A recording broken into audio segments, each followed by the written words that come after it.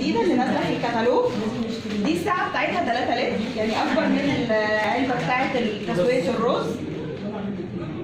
احنا هنا عندنا لو انتوا شايفين هنا في عندنا عواميد. العواميد دي فيها مقاس لكميه المكرونه والتعريج ده كميه الميه اللي انت بتبقي حاطاها. فعندك هنا كميات مكرونه متعدده لغايه هنا ده اقصى كميه للمكرونه، وهنا ده ماكسيموم كميه الميه اللي انت بتحطيها.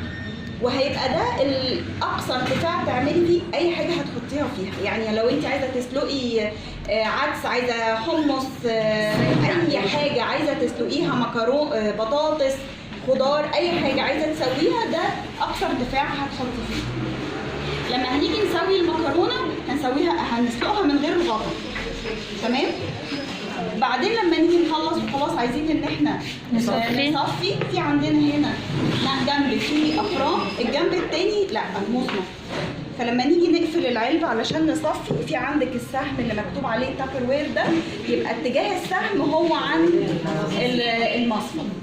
وكده انت بتروحي صبه كميه الميه اللي موجوده الزياده دي، ويبقى عندك المكرونه مسلوقه، ما وسختيش حله للسلق وكمان مصفى، وبعدين حله تاني ترجعي فيها بعد ما المكرونه تستوي علشان تعملي مكرونه. يعني في الاخر مكرونه.